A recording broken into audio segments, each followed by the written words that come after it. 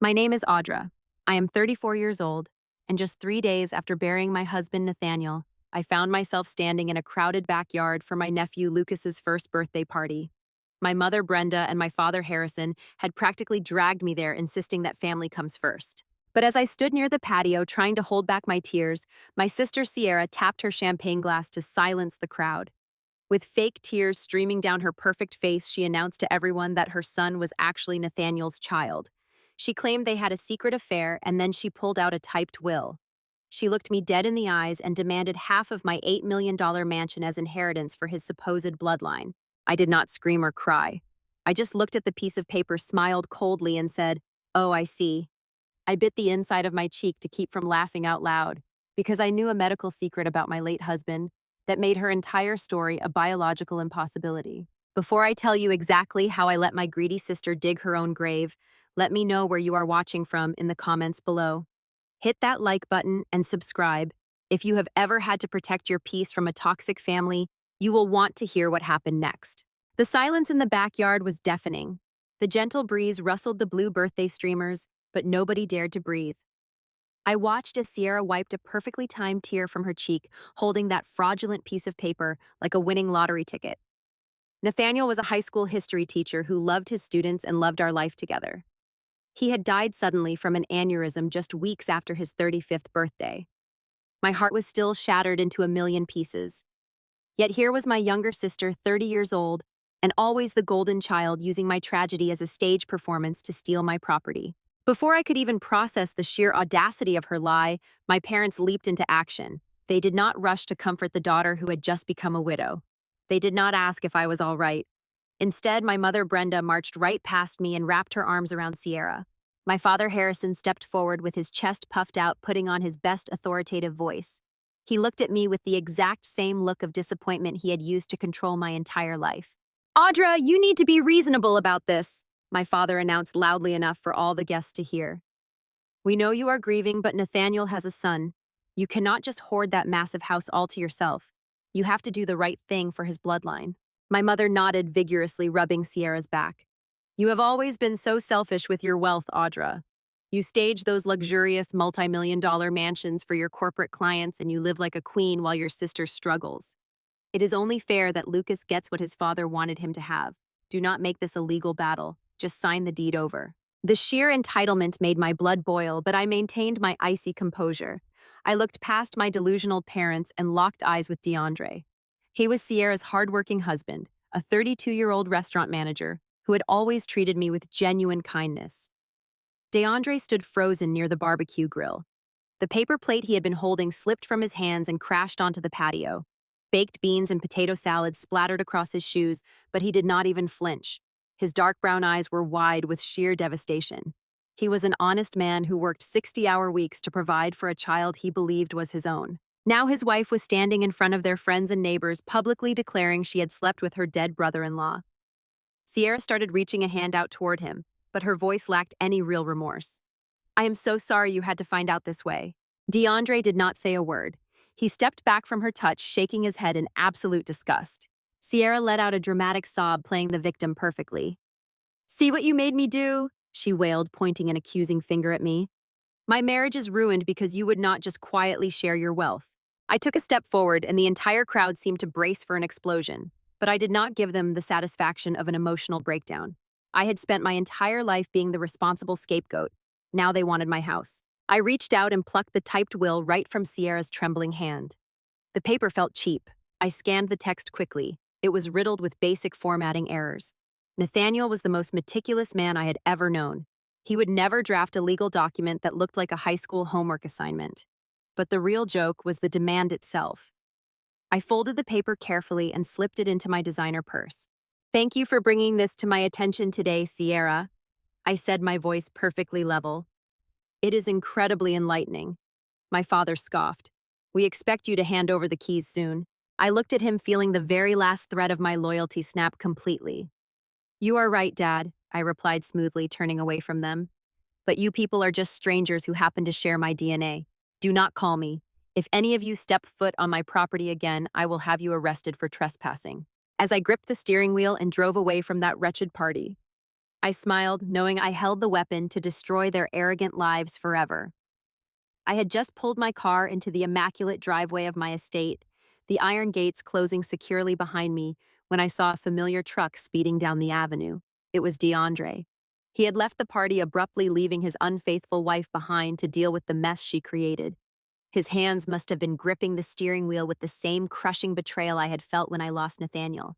But my grief was born of a tragic medical event, while his was born of a vicious, calculated lie. I stepped into my silent home. The massive crystal chandelier cast a cold, bright light over the empty foyer.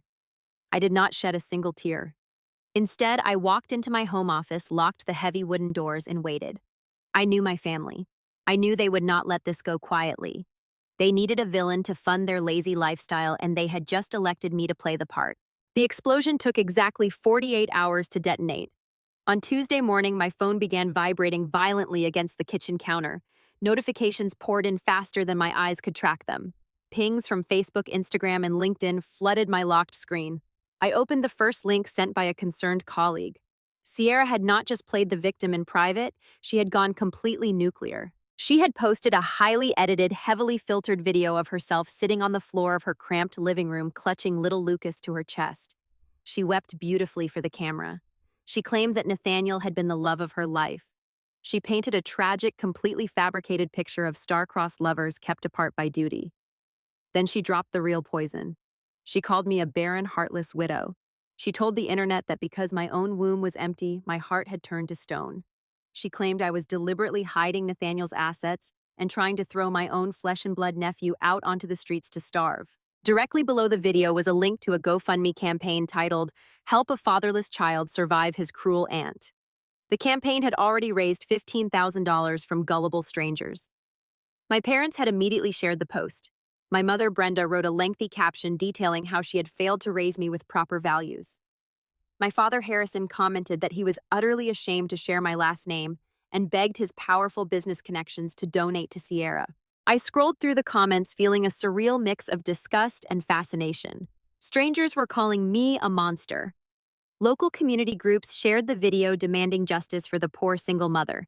The sheer hypocrisy of it all was suffocating. I decided to drop a single comment to provide some much-needed context to the digital mob. I typed out the harsh reality of our family dynamic. I reminded everyone reading that I had been the sole financial backbone of the family for a decade. I asked my mother if she remembered the $30,000 I paid to clear Sierra's credit card debt when she faced bankruptcy. I asked my father if he recalled how I bought Sierra her first car after she totaled his while driving under the influence. I pointed out that Sierra was continuously coddled, shielded from consequences, and bailed out of every single mistake she ever made, while I built my luxury staging business from the ground up with zero help. I hit send. It was a massive mistake. The internet does not care about logic or financial receipts when they have a crying mother holding an innocent baby to pity. My comment only poured gasoline on the fire. They accused me of gaslighting my sister, of using my massive wealth to bully a vulnerable woman. The narrative spun entirely out of my control. The real nightmare began the following morning. I dressed in a tailored charcoal suit, determined to maintain my professional routine. Aura Staging LLC was currently handling the interior design for 3 major penthouses downtown, and I had a staff of 20 people depending on my leadership. I drove my car toward the corporate plaza, but as I turned the corner, my heart sank into my stomach. A crowd of about 40 people had gathered on the sidewalk directly outside the glass doors of my corporate office. They were holding up handmade cardboard signs, "Justice for Lucas," "Share the Wealth," "Boycott Aura Staging." Sierra had tagged my business page in her latest post, and her mob of online defenders had mobilized into the real world. I parked in the underground secure garage and took the private elevator up to my floor. My receptionist looked completely panicked. The phones were ringing off the hook. Clients were calling, demanding to know why there was an angry protest outside the building. 2 high-profile real estate developers emailed me directly expressing deep concern over the negative public relations. In the luxury staging business, reputation is everything. My parents and my sister knew exactly what they were doing. They were hitting my livelihood to starve me out. They wanted to make me so desperate and so universally hated that I would simply sign over the deed to the $8 million house just to make the nightmare stop. They thought they could break me with public shame. They assumed because I had always been the responsible, quiet daughter who dutifully paid their bills and absorb their insults that I would eventually fold under the pressure of a public scandal. I stood by the floor-to-ceiling windows of my corner office looking down at the angry protesters swarming the pavement below. They chanted slogans demanding I give up my wealth to a child that did not even belong to my husband. My phone buzzed in my pocket. It was a text message from Harrison. The message read, "Sign the house over Audra. We can call off these people today. Do not ruin your precious company over your stubborn pride. Do the right thing for Nathaniel's son." I stared at the glowing screen. They really believed they had me trapped. They believed that public humiliation and the threat of losing my corporate clients would force my hand. I locked my phone and placed it on my desk. Let them protest. Let them scream. They were playing checkers while I was setting up a completely different game entirely. I turned away from the glass window, leaving the sight of the chanting mob behind me. I walked back to my mahogany desk to review the morning reports, but a sharp knock interrupted my focus. My receptionist stepped into the office looking even more flustered than before. She apologized and stepped aside, revealing a tall man in a cheap gray suit holding a thick manila envelope. He did not ask for permission to enter. He simply walked straight up to my desk and dropped the heavy envelope right on top of my keyboard. "You are served," he announced flatly, turning on his heel and walking out just as quickly as he had appeared. I stared at the envelope. My heart beat a slow, steady rhythm against my ribs. I picked it up and pulled out a massive stack of legal documents. The header on the first page immediately caught my attention. It bore the logo of the most notoriously aggressive probate litigation firm in the city. They were the kind of lawyers who thrived on tearing families apart for a percentage of the settlement. Sierra and my parents had not just hired any attorney to bully me, they had hired a shark. I flipped through the pages, reading the legal jargon with growing disbelief. Sierra had officially submitted the forged will to the court, but she had not stopped there. Attached to the probate filing was an emergency injunction signed by a judge just hours ago. I read the order twice to make sure my eyes were not deceiving me. The injunction mandated an immediate and temporary freeze on all of my personal bank accounts. Every dollar I had in my checking and savings was completely locked down. I could not withdraw a single cent to buy a cup of coffee, let alone pay my corporate staff. The legal chokehold tightened as I reached the third page. The court had also granted a temporary lien against my $8 million mansion. The property was legally frozen. I could not sell it, transfer it, or leverage it until the probate investigation concluded. Sierra had claimed that she and her son were at imminent risk of homelessness and that I was a flight risk who might liquidate Nathaniel's supposed assets to hide the money. The judge, acting on the fabricated sob story, had granted the emergency freeze. I sat down heavily in my leather chair. The sheer audacity of the attack was staggering. They had weaponized the justice system against me based entirely on a cheap lie. They wanted to paralyze me financially so I could not fight back. They wanted me to feel the walls closing in until the pressure became absolutely unbearable. I looked at the frozen accounts on my laptop screen. My personal funds were completely inaccessible. For a fleeting second, a wave of genuine panic threatened to wash over me. Then my private office line rang. The caller identification displayed my father's number. I took a deep breath, smoothing my expression even though he could not see me. I picked up the receiver and brought it to my ear without saying a word. "Audra," my father Harrison spoke, his voice practically dripping with smug satisfaction. "I assume you have received the delivery from our legal representatives by now." I remained silent, letting him fill the quiet space with his arrogance. "You left us no choice, Audra," he continued, sounding like a disappointed principal reprimanding a stubborn student. "We tried to handle this internally like a family, but you had to be difficult. You had to cause a scene at the birthday party and disrespect your sister. Now the courts are involved. Your personal money is gone. Your house is locked down. You are completely cornered and you have absolutely no way out of this mess." I stared at the legal documents on my desk, listening to the man who was supposed to protect me actively participating in my destruction. "What exactly do you want, Dad?" I asked, keeping my voice perfectly hollow and defeated. I needed him to believe that his aggressive strategy was working. "We want what is fair," Harrison replied quickly. "We want you to sign the deed of the house over to Sierra today. If you stop being so stubborn and just transfer the property to Nathaniel's bloodline, we will call off the lawyers. We will drop the injunction immediately. We will even go out there and tell those protesters that it was all a big misunderstanding. We are willing to forgive you for your hostility, Audra. We just want peace for the baby." The word forgive echoed in my ear. They were offering to forgive me for surviving their vicious smear campaign and their illegal extortion. They wanted to steal an $8 million asset, and then have me thank them for letting me keep the rest of my life intact. It was a masterclass in narcissistic delusion. You really think this is going to work? I asked, my tone dropping an octave. You think freezing my personal checking account is going to break me? You cannot fight us without money, Audra. My father countered, his tone hardening. You cannot pay a legal team to drag this out in court when your accounts are frozen. The house is locked. The public hates you. Your corporate clients are going to drop you by the end of the week when they see the news. You are entirely alone. Sign the paperwork and this all goes away. Do the right thing before you lose your business, too. I looked out the window at the protesters still marching on the pavement below. I looked at the injunction freezing my personal assets. My father was right about one thing: they had backed me into a corner. But what he completely failed to realize was that cornering a predator only makes it infinitely more dangerous. I will carefully review the documents you sent, I said, injecting just enough hesitation into my voice to make him think I was finally cracking. I need time to think about my options. Do not take too long, Audra, my father warned triumphantly. The longer you wait, the worse this gets for you. We expect your signature by tomorrow. He hung up the phone. The line went dead. I slowly placed the receiver back onto the cradle. The walls of my office felt tight, and the weight of their betrayal was heavy. But I did not feel defeated.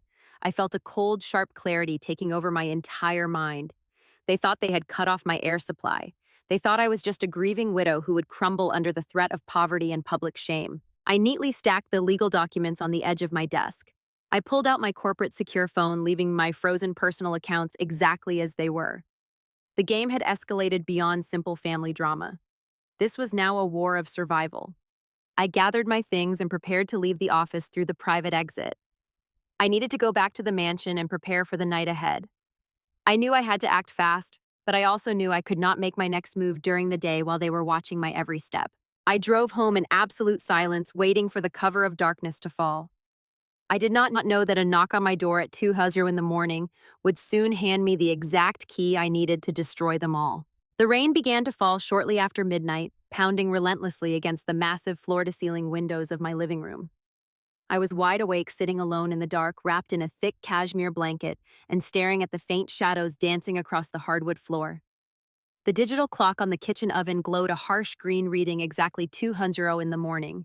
My mind was racing, analyzing every possible legal maneuver my corporate lawyers could deploy at dawn to fight the injunction. The sudden sharp buzzing of the front gate intercom shattered the dead silence of the empty house, making me jump.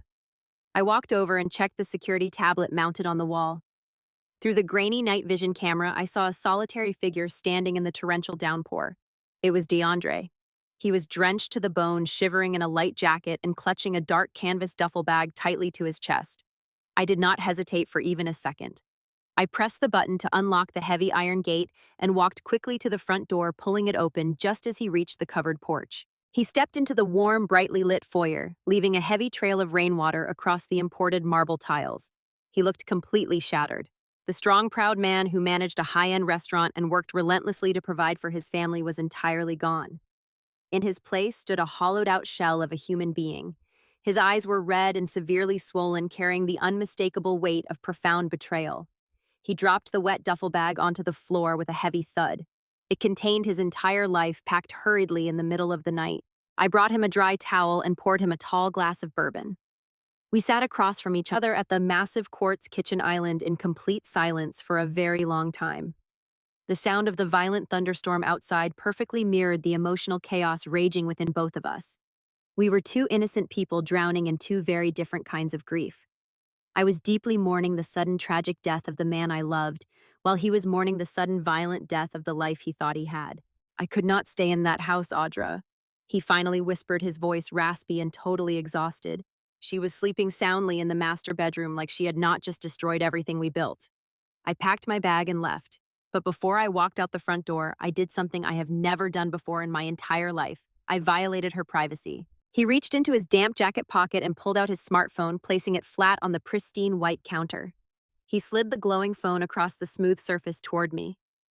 I know Sierra better than anyone else does, DeAndre explained, staring blankly at the glass of amber liquid in his shaking hands.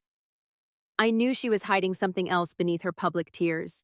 She always uses the exact same password for everything, so I logged into her iCloud account from my laptop.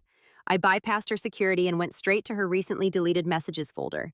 She thought she wiped the evidence completely clean, but she is not nearly as smart as she thinks she is. I picked up the phone and began reading the recovered text messages between Sierra and her two closest friends. The timestamp on the first conversation was from 3 weeks ago, just 2 days after my husband suffered his fatal aneurysm. My stomach twisted into a cold, hard knot as I read my sister's words. Sierra had not confessed to an affair out of overwhelming guilt or a desire for the truth. She had meticulously orchestrated a hostile financial takeover. The text messages detailed her exact legal strategy step by step. She told her friends she desperately needed a massive payout to escape her hidden credit card debt before her creditors sued her. She explicitly stated that Nathaniel being dead was the perfect opportunity because a corpse cannot request a paternity test. She outlined her entire plan to forge the will and ambush me at the birthday party, specifically to maximize public humiliation and force a quick financial settlement out of court. They were laughing about it, Audra, DeAndre said, his voice breaking slightly before hardening into pure, unfiltered anger. They were making sick jokes about how rich she was going to be once you surrendered the property. She used a dead man to secure a payday, and she used my innocent son as the ultimate bargaining chip. I kept scrolling through the damning messages. The sheer calculated malice was genuinely breathtaking, but there was another deeper layer to the conversation that immediately caught my attention. In one text, her friend asked if Sierra was worried about a court-ordered DNA test exposing the lie. Sierra responded with a laughing, crying emoji and typed out that she would simply refuse the test to protect her baby from trauma until I signed the house over, because by then it would not matter who the father was. I set the phone down gently and looked directly at DeAndre. He met my gaze with a fierce, unwavering intensity that sent a shiver down my spine. I already know Lucas is not my biological son, DeAndre stated, his tone dangerously calm and terrifyingly steady. I have had my suspicions for several months because the timeline of her pregnancy never fully made sense. I ignored all the glaring red flags because I loved that little boy unconditionally. But reading those deleted messages tonight confirmed something else for me. I am absolutely certain the boy is not Nathaniel's child either. He leaned forward, resting his elbows heavily on the counter. She is far too sloppy, Audra. She is far too desperate. She picked your husband because he was incredibly wealthy and because he was permanently gone. She fabricated this entire narrative out of thin air to steal your assets. We just need to find out who the real father is to blow her story completely out of the water. The air in the kitchen suddenly shifted. The heavy, suffocating pressure of my parents' extortion and the vicious public smear campaign suddenly felt completely irrelevant. I was no longer a helpless victim waiting for the next legal blow to land. I had a credible witness. I had concrete digital evidence of premeditated financial fraud. And most importantly, I had an ally who was just as intensely motivated to see Sierra face the brutal consequences of her monstrous greed. I looked at the exhausted man sitting across from me. He had lost his marriage, his home, and the child he thought was his own, all in the brutal span of 48 hours. Sierra and my parents had vastly underestimated the massive collateral damage of their greedy scheme. They assumed DeAndre would just disappear quietly into the background, too ashamed of his wife's public infidelity to ever fight back.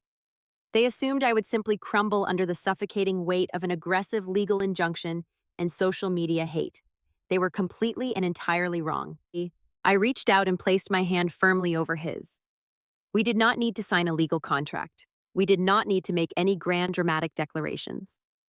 In the quiet darkness of the early morning, surrounded by the relentless pounding of the rain, we formed a silent, ironclad pact. We were going to dismantle their arrogant lives piece by piece. We were going to expose every single lie, every forged document, and every ounce of illegal extortion to the harsh, unyielding light of day. They wanted to wage a war over an $8 million estate. We were going to give them an absolute massacre. Tomorrow morning, we start digging, I told him, my voice turning cold and perfectly steady. You can stay in the guest house for as long as you need to, but right now we need to plan our next move. They think they have me backed into an inescapable corner with frozen bank accounts and a fake lawsuit. But I have a secret of my own, DeAndre, a major medical secret about Nathaniel that Sierra could not possibly have known when she picked him as her target. DeAndre looked up, his dark eyes sharpening with intense, renewed focus.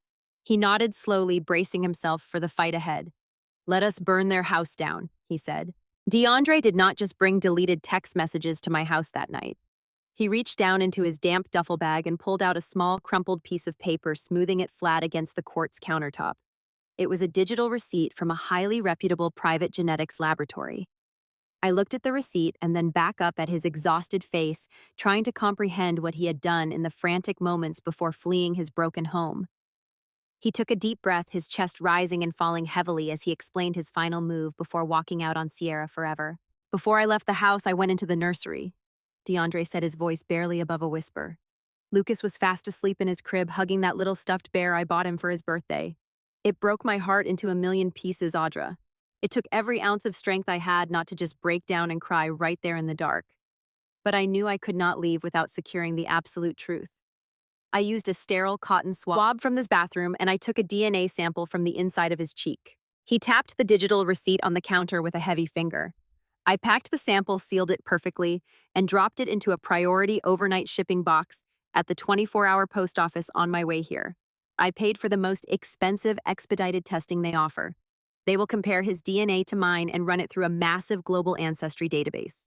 In less than 72 hours, I will have legally admissible proof that the boy is not mine, and we might just find out who the real father actually is. I stared at him in complete awe. In the absolute worst moment of his entire life, while his heart was actively being ripped out of his chest.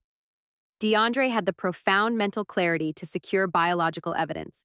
He was not just a victim crying in the dark. He was a man meticulously building an airtight legal case against the woman who destroyed him. His proactive brilliance gave me the final push I needed. It was time to hand him the missing piece of the puzzle.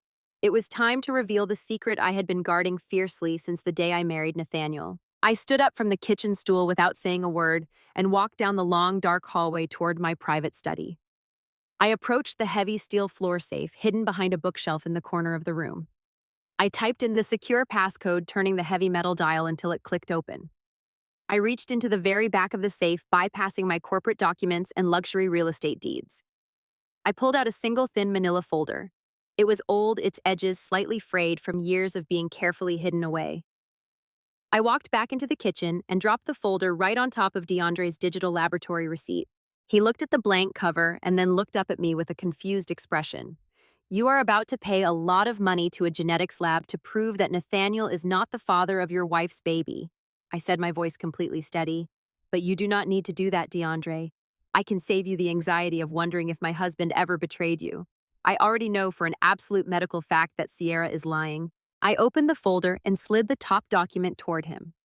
It was a certified medical report from a prominent fertility specialist, heavily stamped and signed by 3 different physicians. When Nathaniel was 18 years old, he contracted a terrifyingly severe case of the mumps, I explained, watching DeAndre's eyes scan the dense medical terminology. It was so bad he was hospitalized for over a week with a dangerously high fever. The virus caused massive internal complications. It completely, permanently destroyed his reproductive system. Before we even got engaged, Nathaniel sat me down and cried for hours. He told me he was diagnosed as 100% irreversibly sterile. He could never biologically father a child. DeAndre froze. He stopped breathing for a solid 5 seconds. He read the highlighted conclusion at the bottom of the medical document and then read it a second time just to make sure his exhausted mind was not playing tricks on him. The paper clearly stated 0 viable sperm count and permanent untreatable sterility. "We never told a single living soul," I continued, leaning closer to him. "You know how my parents are. My father, Harrison, is obsessed with bloodlines and legacy and leaving a mark on the world. My mother, Brenda, would have endlessly gossiped about it at her country club brunches. They would have constantly belittled Nathaniel and treated him like he was less of a man just because he could not give them a biological grandchild. We wanted to protect our peace, so we buried the medical records and simply told everyone we were focusing on our careers instead of having kids." DeAndre slowly pushed the file back toward me. A dark, incredibly satisfying smile began to form on his face, replacing the hollow devastation that had consumed him just an hour ago. "She did not know," he whispered, a bitter laugh escaping his lips. "Sierra had absolutely no idea. She just picked Nathaniel because he was a wealthy, successful man who happened to die suddenly. She figured a dead man could not demand a paternity test. She saw your $8 million estate sitting there and assumed she could just fabricate a scandalous affair to extort you. She built an entire legal strategy on a biological impossibility." "Exactly," I replied, feeling the cold rush of absolute victory coursing through my veins. Sierra forged a legal will and filed a hostile injunction to claim an inheritance for a baby that physically cannot exist. She has committed multiple felonies based on a lie that we can instantly destroy with one piece of paper from this folder. We could go to the police right now and end this entire charade by sunrise. But we are not going to do that. DeAndre stated, his eyes narrowing with a dangerous predatory focus. If we show our hand right now, she will just claim it was a desperate mistake. She will play the victim again and say she was just confused about who the father was. Your parents will probably hire her a massive legal team to plead temporary insanity and protect their precious golden child from going to prison. We cannot let them off the hook that easily, Audra. We cannot just win the battle. We have to completely annihilate them. Howe was absolutely right. Sierra was a master manipulator, and my parents were her willing accomplices. If we gave them any room to pivot, they would find a way to wriggle out of the consequences. We needed to corner them completely with no avenue of escape. So what is our strategy? I asked, though I already knew the answer. We wait, DeAndre said, his voice hardening into solid steel. We let your parents continue their vicious smear campaign. We let Sierra go on social media and collect thousands of dollars in fraudulent donations. We let them think they have you completely trapped with their legal injunction. We let them get so wildly arrogant and so deeply committed to this massive fraud that there is no turning back. And we wait for my expedited DNA results to come back from the laboratory. I nodded slowly, locking the medical file securely back inside the manila folder. Because once we know the true identity of the real biological father, I added, we will not just be exposing a lie, we will be burning their entire reality to the ground. We will invite them all to a glorious celebration of their supposed victory, and we will execute them in front of an audience. The midnight storm continued to rage outside our windows. But inside that kitchen, the atmosphere had completely shifted. We were no longer grieving victims hiding in the dark. We were the architects of their absolute ruin. The next morning arrived with a glaring sunlight that perfectly matched my state of mind. I drove to the corporate office of Aura Staging LLC with my spine perfectly straight and my emotions completely locked away. DeAndre was hidden in my guest house working on his legal maneuvers, while I had a multi-million-dollar business to run. I walked past the remaining protesters outside my building without even blinking at their handmade cardboard signs. They were just noisy background extras in a movie they did not realize was already over. I took the private elevator up to my floor and settled into my leather chair, ready to finalize the interior design contracts for a massive new high-rise development downtown. I was sipping my black coffee and reviewing a digital rendering when the heavy glass doors of my corporate suite suddenly and violently swung open. My receptionist let out a startled gasp as two very familiar figures completely bypassed her security desk, ignoring her protests, and stormed directly into my private office. It was my father, Harrison, and my mother, Brenda. They looked furious. They had clearly spent the entire morning fuming over my refusal to immediately surrender to their aggressive legal tactics and the frozen bank accounts. Harrison did not even bother to say hello. He marched straight up to my workspace and slammed his hands down hard on the pristine surface of my mahogany desk, scattering my neatly organized architectural blueprints onto the hardwood floor. Brenda stood right behind him, clutching her expensive designer handbag and glaring at me with a look of pure, unadulterated hatred. You are making a massive mistake, Audra. My father growled, his face turning an ugly shade of red. We gave you 24 hours to review the paperwork and sign the deed over to Sierra. I just got off the phone with our lawyers, and they told me you have not even contacted them to arrange a settlement. You are deliberately stalling and playing games with your sister's livelihood. I did not flinch. I did not raise my voice. I simply took another slow sip of my coffee and looked at them as if they were two unruly toddlers throwing a tantrum in a grocery store. I am not playing games, Dad. I replied, my voice as smooth and cold as a sheet of ice. I am simply refusing to hand over an $8 million asset to a woman who has spent her entire life stealing from me while you both cheered her on. My mother let out a dramatic gasp, pressing a hand to her chest as if she had just been physically struck. How dare you speak about your sister that way? Brenda shrieked, taking a step forward. Sierra is a grieving mother trying to protect Nathaniel's innocent child from your vicious greed. She has never stolen a single thing from you in her entire life. You have always been insanely jealous of her, and now you are projecting your own bitter flaws onto her. I set my coffee mug down on the desk. The sheer delusional audacity of her statement was almost impressive. They had rewritten our entire family history to paint Sierra as a flawless angel and me as the cold, wealthy villain. But I was done playing along with their twisted narrative. I decided it was time to rip the bandages off some very old and deeply infected wounds. Never stolen a single thing from me, I repeated slowly, leaning back in my leather chair and resting my hands in my lap.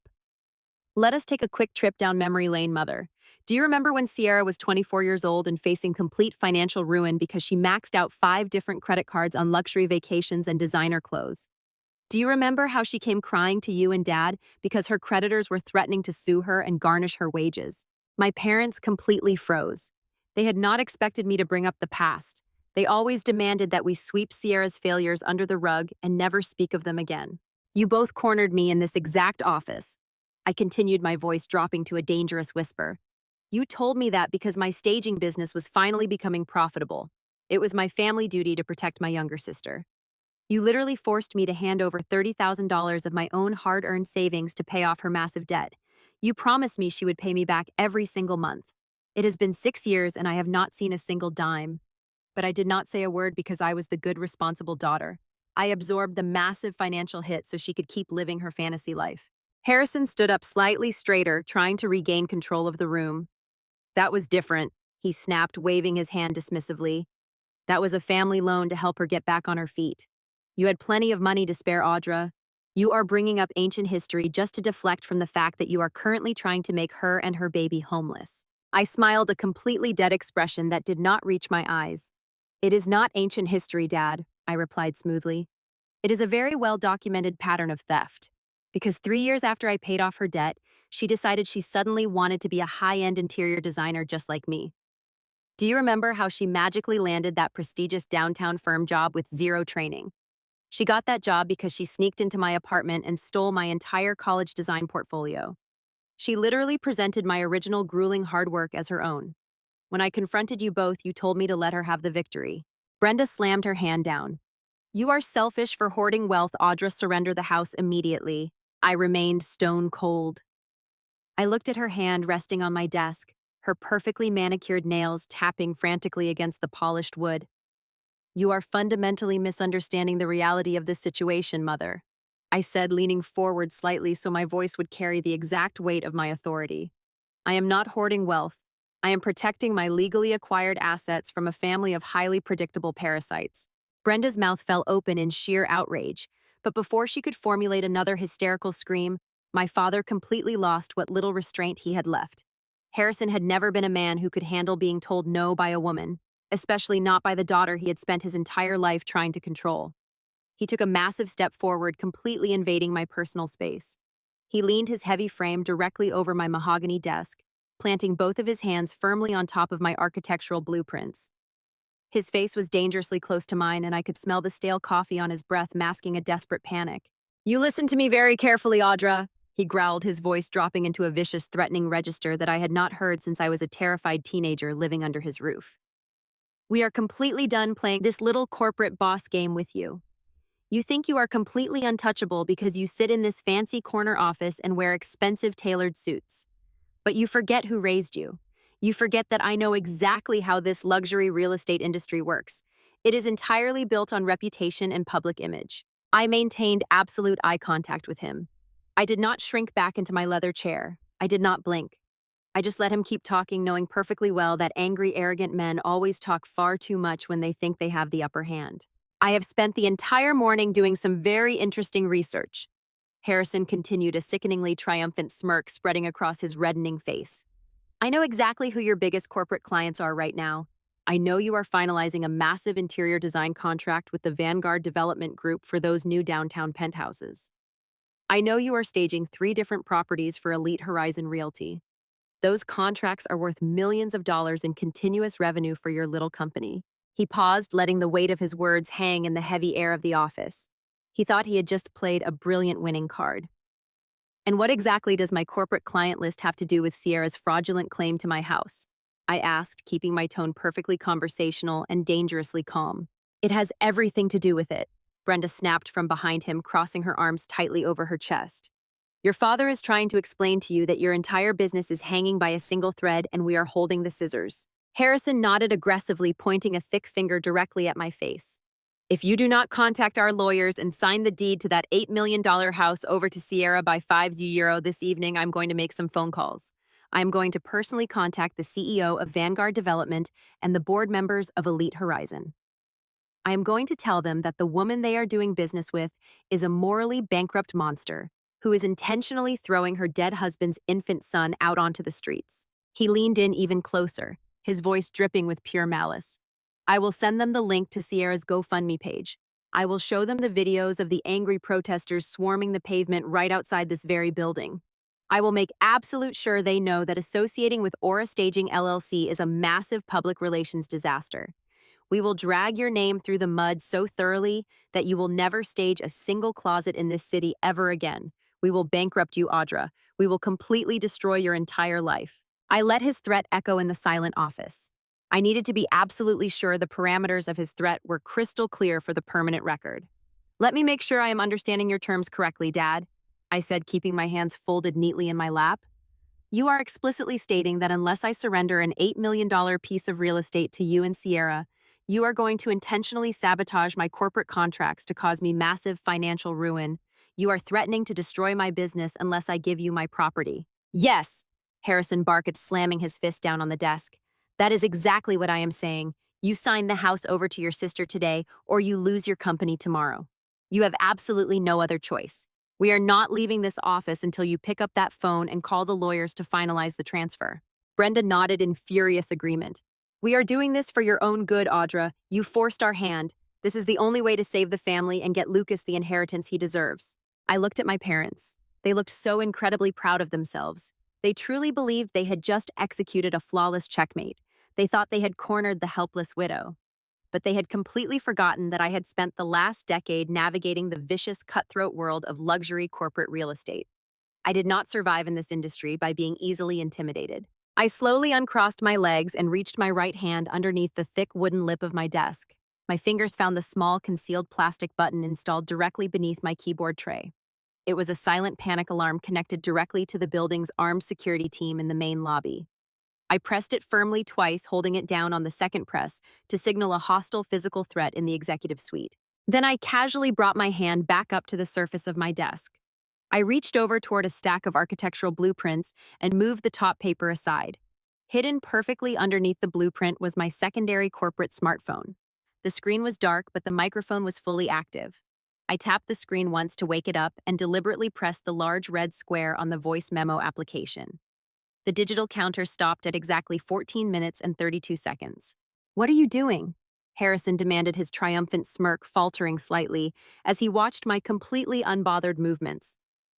Who are you calling? I told you to call the lawyers, not play on your phone.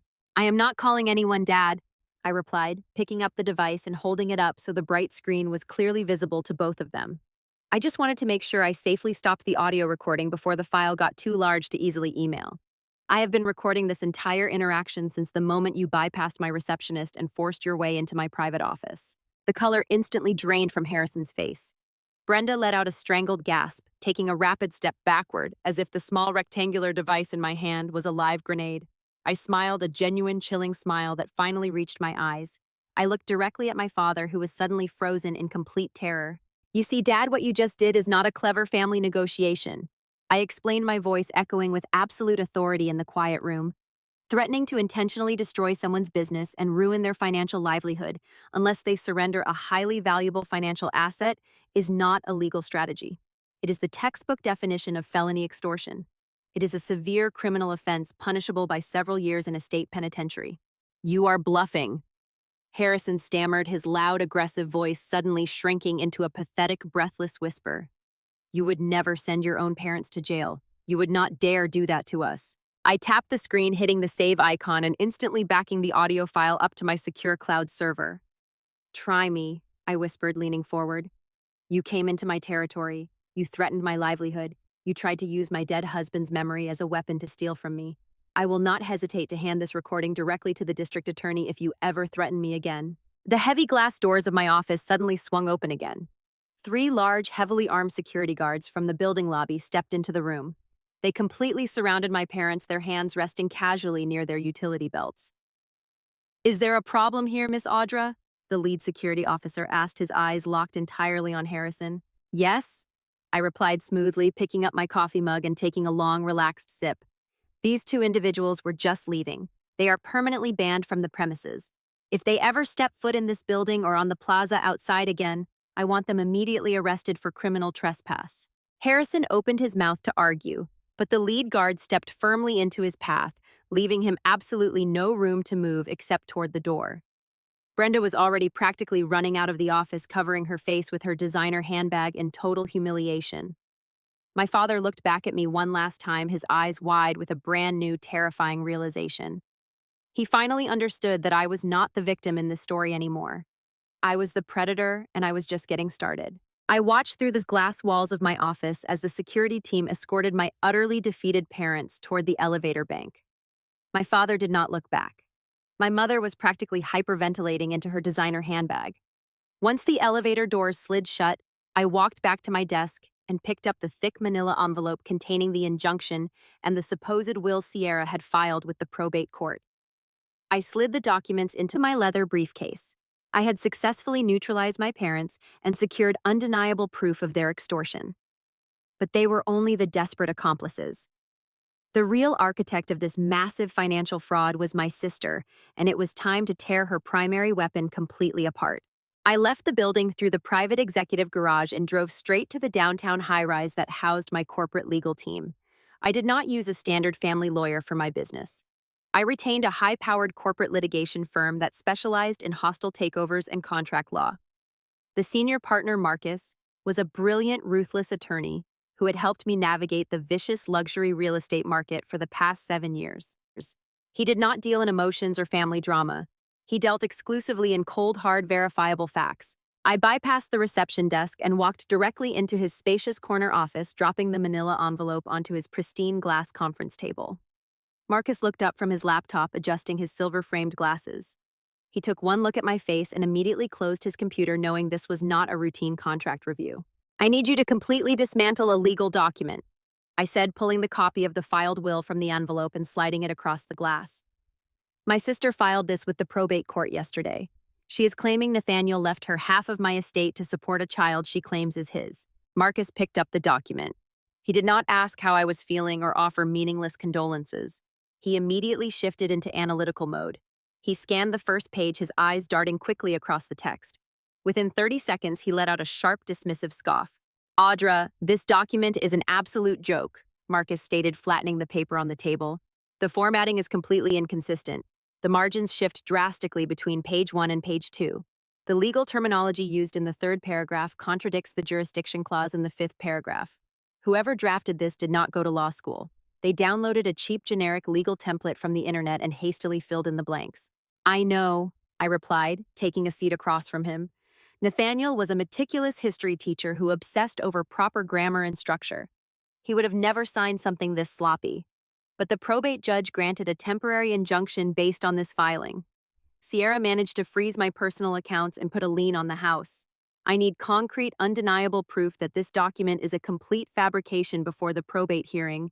Marcus nodded slowly. He picked up his desk phone and pressed a single button. Within 2 minutes, a younger man wearing a dark suit walked into the office.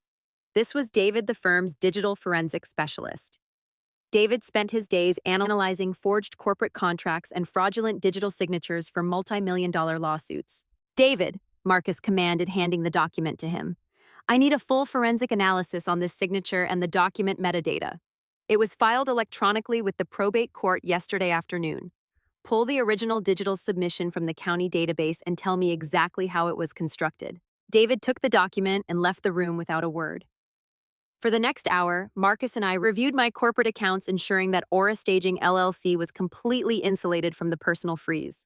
Sierra thought she had cut off my money, but she had only frozen my personal checking account. My corporate wealth remained entirely untouched and fully accessible. An hour later, David returned to the office carrying a sleek silver tablet. He placed it on the glass table between Marcus and me. He had pulled the original PDF file Sierra submitted to the court system and completely deconstructed the digital layers of the document. "You were absolutely right to be suspicious." David began swiping the screen to enlarge a high-resolution image of the last page. The text itself was stitched together using a free open-source word processor. We can see the digital footprint of the software in the file metadata. But the real smoking gun is the signature itself. He tapped the screen, highlighting the bold ink signature that spelled out Nathaniel James. It looked identical to my late husband's handwriting. At first glance, it was a perfect match. But David zoomed in closer and closer until the black ink began to blur into tiny, jagged squares on the screen.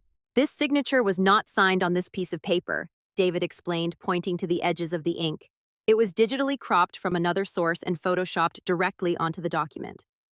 The digital compression of the image file gives it away entirely. When you enlarge a naturally scanned piece of paper, the grain of the physical paper should be visible everywhere. But here the background immediately surrounding the signature is completely transparent, indicating it was digitally cut out using a lasso tool in a basic editing program. You can see the severe pixelation artifacts around the loops of the letters. I stared at the enlarged signature on the screen. There was a very specific flaw in the way the ink faded at the end of the letter S. It was not a natural fading of a pen stroke. It looked like the pen had momentarily dragged across a slight bump in the paper, causing the ink to skip, leaving a tiny, hollow white space inside the black line. I had seen that exact tiny flaw before. My mind raced backward through years of paperwork and holiday mailings until it finally clicked. I pulled my smartphone out of my purse and quickly opened my digital photo backup. I searched for the folder labeled Christmas 4 years ago. We had sent out custom-printed holiday cards to our entire family that year. Nathaniel had personally signed every single card with a heavy black fountain pen. I found the high-resolution scan of the card we had mailed to my parents and zoomed in on his signature. I placed my phone directly next to the tablet on the glass table. The heavy black ink, the exact same loops, and most importantly, the identical skipped ink flaw at the very end of the letter S. It was a perfect one-to-one match. She stole his signature from a 4-year-old Christmas card, I whispered, staring at the two screens. My parents had kept that exact card displayed on their mantle for an entire month. Sierra must have dug it out of my mother's obsessive keepsake boxes specifically to harvest Nathaniel's handwriting. The sheer premeditation required to dig through years of old holiday greetings just to find a clean signature to steal was absolutely disgusting. She scanned the holiday card we sent to them, cropped his name out, and pasted it onto a fake will. Marcus leaned forward, staring at the matching signatures. His eyes were cold and calculating. He slowly pushed his silver glasses up the bridge of his nose. Audra, this completely changes the landscape of this entire situation, Marcus said, his voice deadly serious. Your sister did not just lie to your family. She did not just start a vicious rumor on the internet to embarrass you. By intentionally fabricating this document and officially submitting it to a judge to secure a financial injunction, she has crossed a massive legal line. He tapped the tablet screen with a heavy finger. This is felony forgery. By swearing under oath that this document was genuine when she filed it, she committed felony perjury. And because she is using it to attempt to extort an $8 million asset, she is looking at severe criminal fraud charges. If we take this forensic evidence to the district attorney today, Sierra is going to a state penitentiary for a very long time. I sat back in my chair, feeling the cold leather against my spine. Sierra had built her entire hostile takeover on a fragile house of cards, and I had just found the heavy gust of wind needed to blow it all down. She had handed me the exact weapon I needed to destroy her freedom entirely. Do we take it to the district attorney right now? Marcus asked, ready to unleash his legal team. No, I replied immediately, shaking my head. Not yet. I want them to feel like they are winning. I want my parents to invite their wealthiest friends to celebrate their glorious victory. We are going to let them walk right into a trap they can never escape. Keep this forensic report ready, Marcus. We are going to drop this bomb in front of a live audience. Marcus nodded slowly, sliding the tablet with the digital forensic report into a secure drawer of his desk to keep the evidence perfectly safe. He then reached back across the sleek glass table and picked up the thick manila envelope containing the emergency injunction that had frozen my personal checking accounts. He pulled out the specific court order that placed a temporary legal lien on my $8 million estate. He began to carefully read through the specific property claims my sister had officially filed with the probate judge. The room was completely silent for a few moments, except for the faint hum of the city traffic far below. Then a very strange thing happened. Marcus began to laugh. It was not a polite professional chuckle. It was a deep, genuine laugh that echoed off the glass walls of his massive corner office. I had worked closely with him for 7 years navigating complex corporate real estate deals, and I had never seen him break his stone-cold professional demeanor like this before. What is so funny? I asked, leaning forward in my leather chair, feeling a sudden spark of curiosity. He shook his head, tapping his expensive silver pen against the legal document. Your sister and your parents hired an incredibly aggressive probate litigation firm. He explained, his amusement still clearly visible on his face. But in their frantic rush to secure a freeze on your assets before you could effectively fight back, they completely skipped doing a basic county property records check. They filed a hostile claim against an $8 million asset, assuming it was standard marital property. Marcus leaned entirely across the glass table. Audra, they placed a legal lien on a house that you do not even personally own.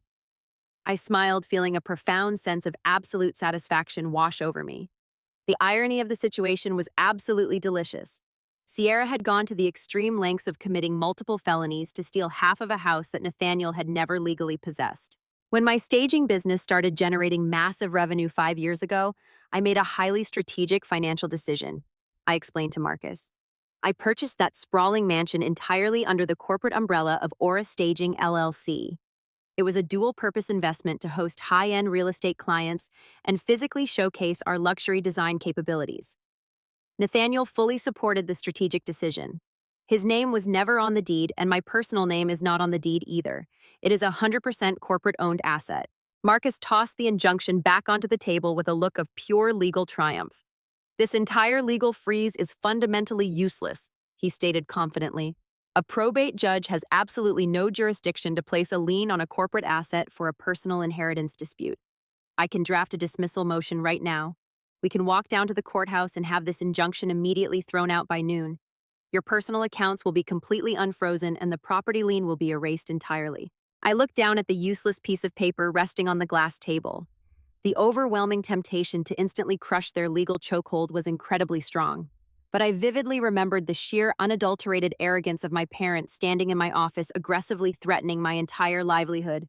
"No," I said, my voice turning ice cold and perfectly precise. "Do not file the dismissal yet, Marcus." He raised an eyebrow, looking completely surprised by my sudden command to hold off. "If we destroy their legal leverage today, they will immediately know we are onto their scheme," I explained slowly. "I want them to firmly believe they are winning this war. I want them to feel so secure and so untouchable in their fake victory that they invite their most elite friends to celebrate. Let my personal account stay temporarily frozen. Let the house stay under the completely useless lien. We are not just going to win a simple court case, Marcus. We are going to publicly execute their entire social standing." I left the corporate law firm feeling an intense, dangerous calm settling over my entire body. I drove back to my sprawling estate, navigating the winding roads with a crystal-clear vision of the absolute carnage I was about to unleash on my family. When I walked through the heavy front doors of the mansion, the house was completely silent. I found DeAndre sitting at the massive quartz kitchen island exactly where I had left him hours ago. But the atmosphere around him had drastically changed. The shattered, exhausted man who had arrived on my doorstep in the pouring rain was entirely gone.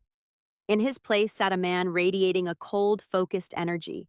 A sleek silver laptop was open in front of him, its screen glowing brightly in the dim light of the kitchen. He looked up as I dropped my keys onto the counter. "The expedited laboratory results came back," DeAndre announced, his voice completely devoid of any emotion. I walked around the island and stood behind him, looking down at the glowing screen. The official genetics report was fully displayed in a secured PDF viewer. The heavy black text at the bottom of the page confirmed what we both already knew in our hearts. The probability of paternity was exactly 0%. DeAndre had no biological connection to the little boy he had raised and loved for an entire year. I placed a hand on his shoulder, expecting him to finally break down under the crushing weight of the absolute truth. But DeAndre simply closed the PDF file and immediately opened a new browser tab. "I did not just order a standard paternity test," he explained, his fingers moving rapidly across the keyboard. "When I shipped the DNA sample to the laboratory, I paid an extra fee to have the raw genetic data cross-referenced against their massive global ancestry database. I knew Sierra was lying about Nathaniel being the father. I needed to know exactly whose child she was actually hiding." He hit the enter key, and a highly detailed genetic family tree populated the screen. The database had found an immediate familial match. It was not a distant cousin or a vague geographic link. It was a primary first-degree relative match. "Look at the name attached to the highest genetic probability," DeAndre said, pointing a steady finger at the screen. I leaned in closer, my eyes scanning the digital family tree until they locked onto the name highlighted in bright blue text. My breath hitched in my throat, and the cold, hard reality of the situation hit me like a physical blow. The DNA pointed directly to a first-degree relative of Bradley. Bradley was not just a random stranger. He was an incredibly wealthy married real estate developer. More importantly, he was my father Harrison's absolute best friend and his longtime Sunday golf partner. I stared at the name on the screen, my mind racing as the puzzle pieces finally violently snapped together. My sister had not just cheated on her husband. She had actively engaged in a reckless affair with our father's wealthy married best friend. When Bradley refused to leave his wife and cut off her funding, Sierra panicked. She passed the child off as DeAndre's son to secure a stable life. But the moment my wealthy husband died, she saw a massive golden opportunity. She weaponized a dead man to extort millions of dollars to cover up her dark tracks. She was a monster, and we finally had the exact weapon required to destroy her. I stepped back from the kitchen island, pulling a heavy breath into my lungs. Bradley, I whispered, saying the name out loud to make the horrifying reality set in. My father plays golf with him every single Sunday at the exclusive country club. He is a multi-millionaire commercial developer who practically owns half of the downtown skyline, and he has been married to his high school sweetheart for 30 years. He has a pristine public image to protect. DeAndre nodded, his jaw clenching tight. And he is about to become the centerpiece of the most expensive scandal this city has ever seen. It makes perfect sense, Audra. Think about Sierra and her constant, sickening obsession with status and wealth. She was never genuinely satisfied with my income. She always wanted the extravagant luxury lifestyle that you and Nathaniel had successfully built, but she absolutely refused to actually work for it. We stood together in the dim kitchen and began to verbally piece the entire dark timeline together. Sierra had clearly targeted Bradley, hoping to secure a massive financial payout from a very wealthy older man. She probably thought she could easily manipulate him into leaving his loyal wife and handing over half of his commercial real estate fortune. But Bradley was a ruthless, calculating businessman who did not tolerate liabilities. When Sierra got pregnant and demanded a lavish lifestyle, he must have instantly cut her off entirely, refusing to blow up his marriage and risk his massive empire for a secret affair. And that is exactly when she completely panicked, I said, pacing rapidly across the polished hardwood floor. She needed a stable, believable cover story and a reliable source of income immediately. So she ran straight back to you, DeAndre. She manipulated you into believing the child was yours, trapping you in a web of emotional abuse and financial dependence. DeAndre looked down at his large hands, his voice dropping to a harsh, bitter whisper. I gave her absolutely everything I had. I worked 80-hour weeks to provide a perfect home for that little boy, and she just sat there happily spending my hard-earned paychecks, knowing I was completely oblivious to her betrayal. But your honest income was never going to be enough to permanently satisfy her endless greed. I continued, stopping my pacing and looking directly at him.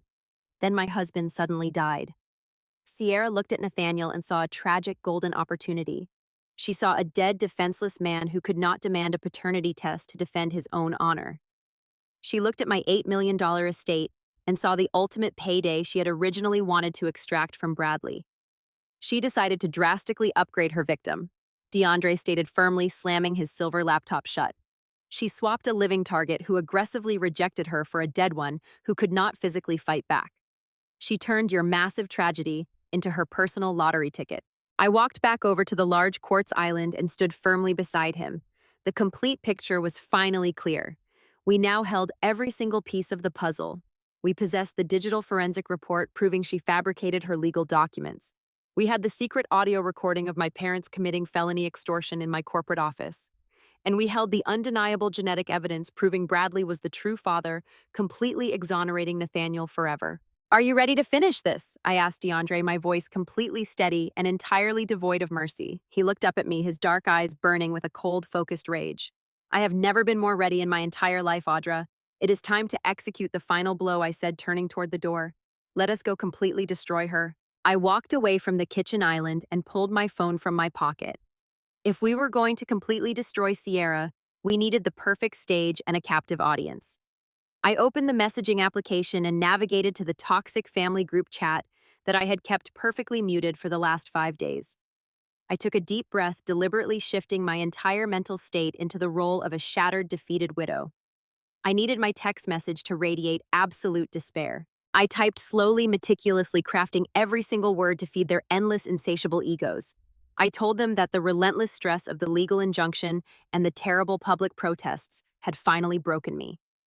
I wrote that my corporate's business was actively crumbling under the massive pressure just as Harrison had threatened, and I simply did not have the emotional strength to fight my own flesh and blood anymore. I am just so incredibly exhausted I typed my thumbs flying across the digital keyboard. I cannot keep fighting you. You win. I am completely ready to surrender the house and sign the legal settlement papers immediately. I showed the draft message to DeAndre. He read it over my shoulder and let out a harsh, humorless laugh. They are going to absolutely devour that, he stated, crossing his arms. It is exactly what they have been desperately waiting to hear from you. I pressed send and watched the small green text bubble appear on the screen. Then I immediately followed it up with the final piece of the trap. I invited Harrison, Brenda, and Sierra to my home that evening.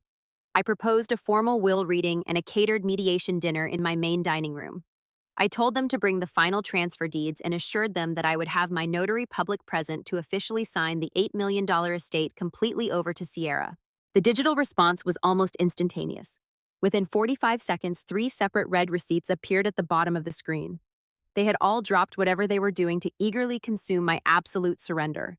Less than a minute later, my mother replied with a sickeningly sweet message about how glad she was that I had finally come to my senses and chosen family over selfish greed.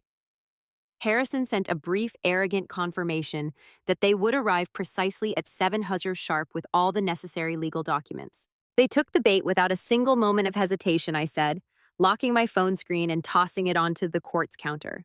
They are so blinded by their own greed and arrogance that they cannot even see the massive steel trap closing directly over their heads. I turned to DeAndre, who was already closing his laptop and gathering his heavy coat.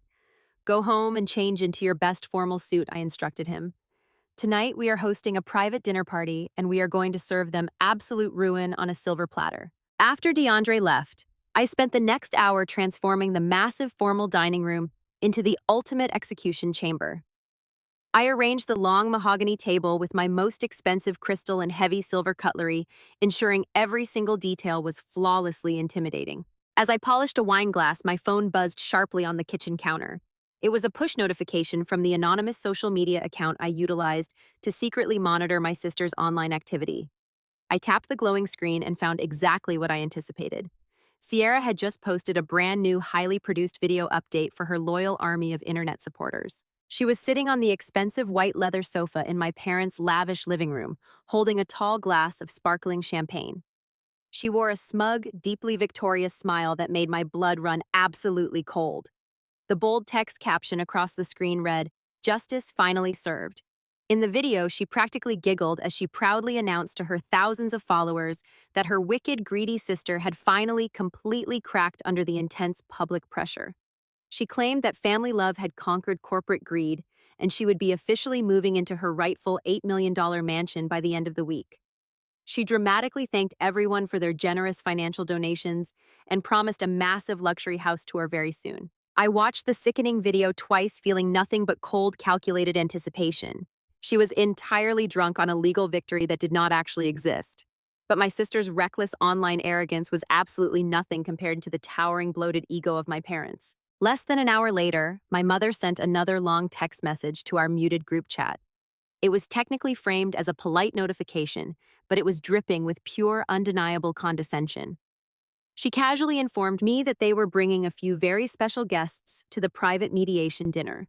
She claimed they needed respectable, neutral third-party witnesses to ensure I did not attempt any last-minute corporate tricks during the final contract sign. I opened the detailed message and slowly read the names of the invited guests.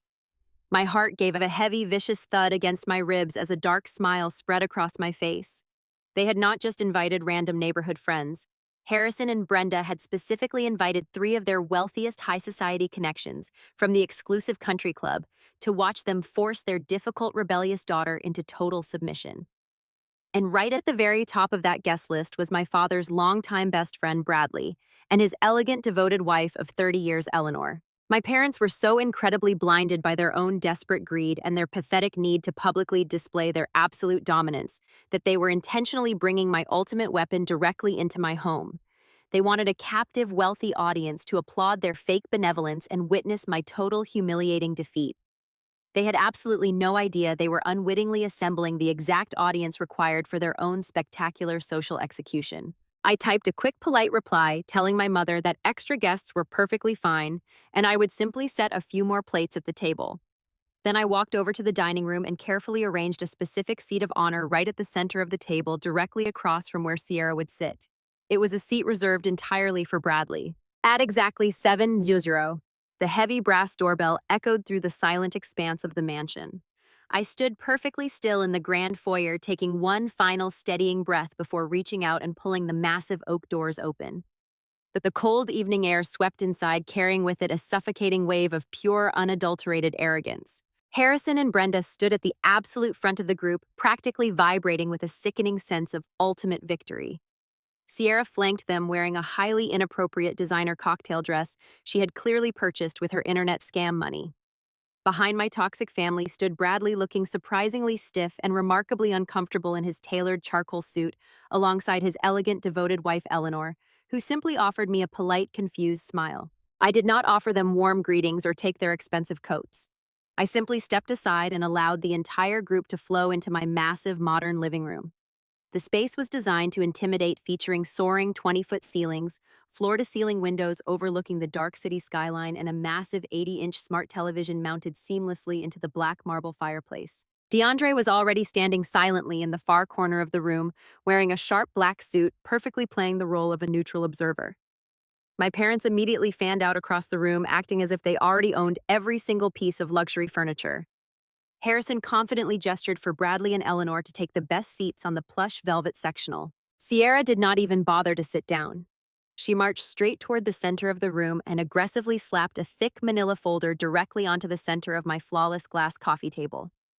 "Here are the final settlement papers, Audra," she announced, her voice shrill and echoing loudly in the cavernous space. "It is the exact same copy of the will the probate judge already approved.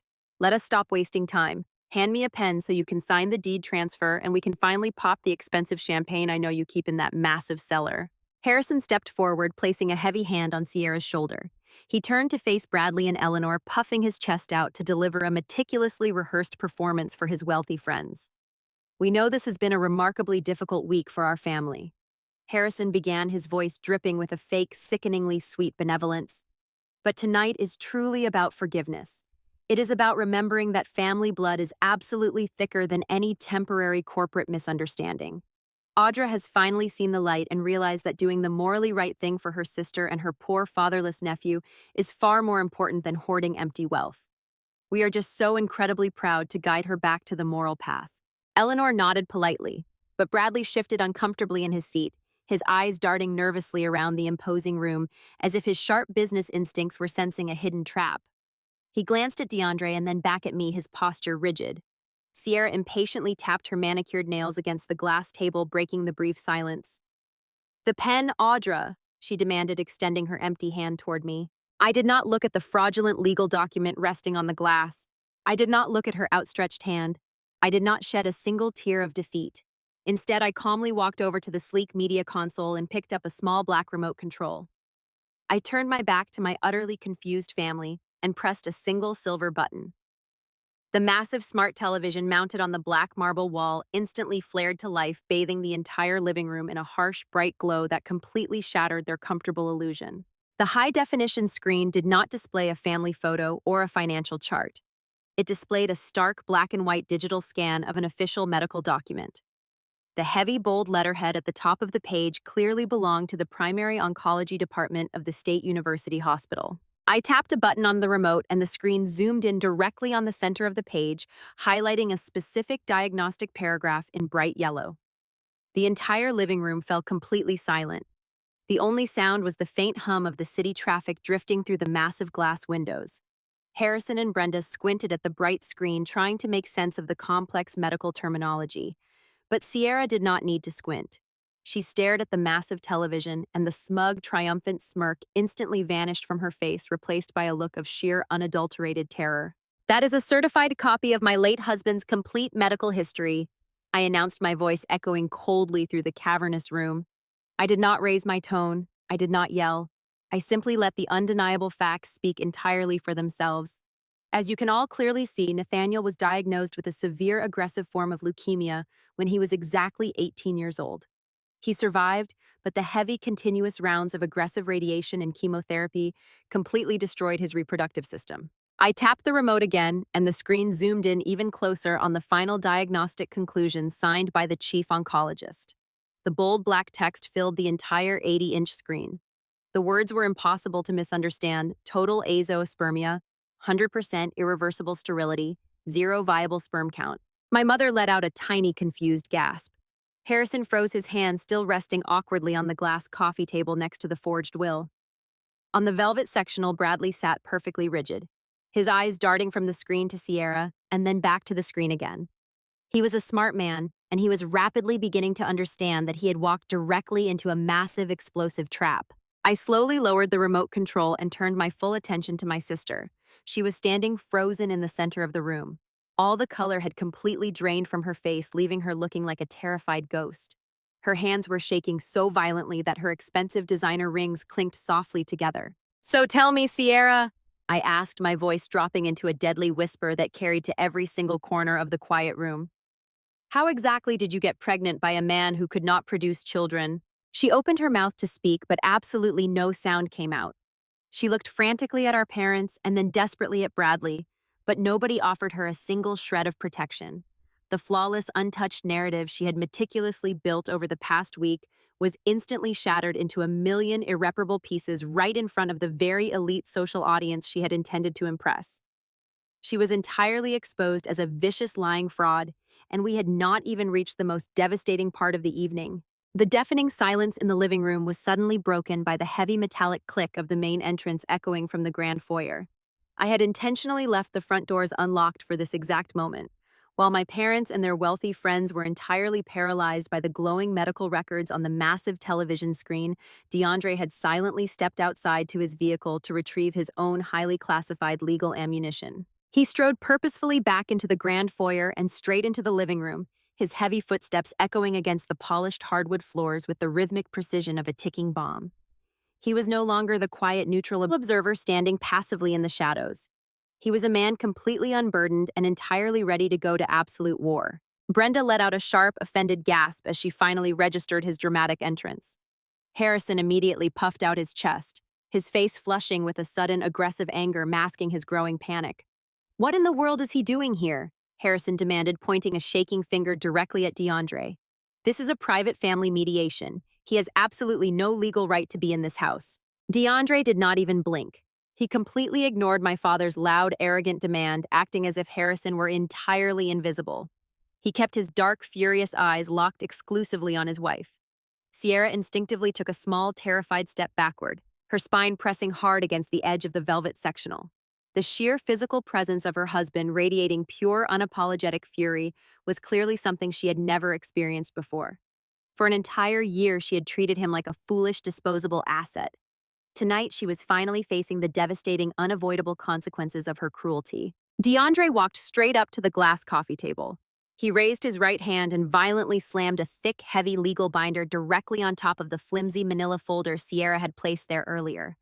The loud crack of the binder hitting the glass echoed sharply through the room, causing Eleanor to physically flinch in her seat. "Divorce papers," DeAndre announced, his voice remarkably steady and echoing with absolute finality, "and a comprehensive civil lawsuit for massive financial fraud, emotional abuse, and intentional deceit." Sierra stared down at the heavy legal binder as if it were a highly poisonous snake. Her mouth opened and closed, but she was entirely incapable of forming a single coherent word. Her flawless, impenetrable victim routine was actively disintegrating in real time. "You honestly thought you had executed the perfect crime," DeAndre continued, leaning slightly forward over the glass table, his voice dripping with pure disgust.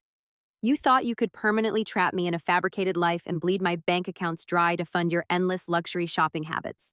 You watched me work brutal 80-hour weeks at the firm. You watched me sacrifice my entire social life and empty my personal savings to provide a perfect, comfortable home for a child you swore was mine. You sat across from me at the dinner table every single night and lied directly to my face without a single ounce of hesitation." He turned away from her and looked directly at the captive audience sitting on the velvet sectional. He locked eyes with Bradley, whose face had turned an alarming shade of gray. "I am entirely, completely sterile to her endless, pathetic lies," DeAndre stated, addressing the entire room. She spent the last week desperately trying to convince everyone that her child belongs to a dead man. She tried to convince me that I was a terrible, inadequate husband for questioning her timeline. But numbers do not lie, and science does not care about her manufactured internet tears. DeAndre reached into the inside pocket of his tailored jacket and pulled out a single folded piece of paper. He snapped it open with a sharp, aggressive flick of his wrist. This is a fully certified, expedited DNA report from a highly accredited national laboratory, he declared, holding the paper up for everyone to clearly see. I had an official swab collected from the child and tested against my own genetics. The results are completely undeniable and legally binding in any family court in this state. I have absolutely zero biological connection to that little boy. The probability of paternity is exactly 0%. I am not the father. And as Audra just brilliantly demonstrated to all of you, Nathaniel was physically incapable of being the father. Harrison's face was rapidly contorting from aggressive anger into absolute bewildered confusion. He looked at the medical records still glowing brightly on the wall, and then looked at the genetic test in DeAndre's hand. But if neither of you are the biological father, Harrison stammered, his loud, booming voice suddenly reduced to a weak, confused stutter. Then who is? DeAndre let out a cold, harsh laugh that lacked any genuine humor. That is the exact multi-million-dollar question, Harrison. Your sweet, innocent daughter did not just have a tragic, momentary lapse in judgment. She engaged in a calculated, reckless affair, and when she inevitably got pregnant, she actively searched for the wealthiest, most convenient victim to permanently stick with the massive financial bill. She used me as her temporary safety net. Then she tried to use a dead man as her ultimate golden lottery ticket. Sierra suddenly dropped to her knees beside the glass table. She buried her face in her manicured hands and began to produce loud, dramatic sobbing noises. It was a pathetic, desperate attempt to reclaim the sympathy of the room. She was trying to deploy the exact same weapon she had successfully used to manipulate her thousands of internet followers into donating money to her fraudulent campaign. "Stop crying," DeAndre commanded, his voice cracking like a heavy whip across the quiet room. "Nobody in this room is ever going to believe your pathetic fake tears again. Every single dollar you funneled out of my accounts to buy designer bags to wear in your little victim videos has been meticulously documented. My forensic accountant tracked every hidden credit card and every secret transfer. I am suing you for intentional infliction of emotional distress and massive financial restitution. I am going to legally garnish every single future paycheck you ever earn. You will spend the rest of your miserable life paying me back for the year you stole from me." He looked down at her, completely devoid of any remaining empathy. "My legal team will officially serve those papers to you tomorrow morning. I am taking the car I paid for. I am keeping the house I paid for. I have already officially frozen all of our joint checking and savings accounts, so you cannot steal another single dime of my hard-earned money. You are walking out of this mansion tonight with absolutely nothing but the expensive designer clothes on your back." DeAndre stepped back from the table, firmly aligning himself directly beside me. We stood together, a completely united front against the utter destruction she had attempted to cause. Sierra remained on the floor, sobbing into her hands, but the wealthy elite audience she had desperately wanted to impress was looking at her with total unmasked disgust. Eleanor clutched her expensive pearl necklace, her eyes wide with total shock. But Bradley remained completely silent, completely paralyzed, staring blankly at the floor as the invisible walls of the trap began to rapidly close in entirely around him. DeAndre did not stop to admire his handiwork. He had successfully dismantled Sierra, but his absolute vengeance was only half complete. He turned his broad shoulders away from his sobbing wife and locked his intense gaze entirely on the velvet sectional. Bradley was still staring fixedly at the floor, completely frozen in a state of absolute terror. He looked like a cornered animal, suddenly realizing there was absolutely no escape from the slaughterhouse. DeAndre reached back into his tailored jacket pocket. He did not pull out another heavy legal binder. He pulled out a single, neatly folded sheet of thick premium paper. It was the supplemental ancestry report from the genetic testing facility. He unfolded it with a sharp, crisp snap that made Bradley physically flinch in his seat. "I told you the official laboratory report confirmed that I have absolutely zero biological connection to that child." DeAndre stated, his voice lowering into a deadly calm register as he began to walk slowly across the living room. "But when I sent the swab to the facility, I paid for their premium global ancestry service. I wanted to know exactly what kind of genetic markers I was actually dealing with. I wanted to know the absolute truth without any shadow of a doubt." He stopped directly in front of the velvet sectional towering over the wealthy older man. Bradley was trembling visibly now. The arrogant, untouchable commercial real estate developer who commanded entire city blocks was physically shaking under the sheer weight of his impending doom. DeAndre looked down at Bradley and then slowly, deliberately shifted his gaze to Eleanor. The elegant woman was still clutching her pearl necklace, her face a mask of polite, total confusion. She had absolutely no idea why this furious young man was suddenly standing directly in front of her husband holding a genetic report. DeAndre then turned his head to look directly at my father. Harrison was still breathing heavily, trying to process the agonizing fact that his perfect daughter was a total fraud and his grand scheme to steal my $8 million estate was completely disintegrating. "You asked me a very specific question a minute ago, Harrison," DeAndre said, keeping his voice perfectly even and dangerously cold. "You asked me who the real biological father of that little boy actually is. You wanted to know who Sierra was desperately trying to protect with all these elaborate, pathetic lies." DeAndre held the thick paper up, holding it out so the bold blue text of the familial match was clearly visible to the entire room. He did not hand it to my father. He just held it up like a massive execution blade waiting to finally drop. "If you truly want to know who the real father is," DeAndre announced, his voice echoing with devastating clarity, "you do not need to look very far. Ask the man who has been playing golf with you at the country club every single Sunday for the last 5 years. Ask the man sitting right in front of you." The silence that instantly swallowed the room was so profound, it felt like all the oxygen had been violently sucked out of the mansion. The words hung heavily in the air, absolutely refusing to be misunderstood or denied. Harrison blinked rapidly, his thick brow furrowing as his brain desperately tried to reject the horrifying information. He looked at DeAndre and then slowly turned his head to look down at his best friend. Eleanor reacted first. The polite confusion completely vanished from her elegant face, replaced by a sudden horrifying realization. She looked at the paper in DeAndre's hand and then turned to look directly at her husband of 30 years. Bradley's face was entirely completely drained of color. He looked absolutely nauseous. He did not defend himself. He did not immediately shout that DeAndre was a vicious liar. He simply squeezed his eyes shut and hung his head in absolute terrified shame. "Bradley," Eleanor whispered, her voice trembling with a volatile mix of profound shock and rising devastation. "Bradley, look at me right now. Tell me this is a ridiculous lie. Tell me you did not sleep with Harrison's daughter." Bradley opened his mouth, but he could not produce a single defensive word. He just shook his head slowly, offering a pathetic silent confirmation of his absolute undeniable guilt. Eleanor let out a sound that was half scream and half sob. It was a raw, visceral sound of 30 years of total devotion being violently shattered in a single second. She raised her right hand and slapped Bradley directly across the face with absolutely everything she had. The sharp, brutal crack of her palm hitting his cheek echoed like a gunshot through the massive living room. Bradley's head snapped violently to the side, a bright red handprint instantly blooming across his pale skin. "You absolute disgusting monster!" Eleanor shrieked, standing up so fast she nearly knocked over the glass coffee table. "You slept with a woman half your age. You brought a child into this world and you let her destroy other people to hide your filthy, selfish secret." While Eleanor screamed, Harrison finally fully processed the dark reality of the situation.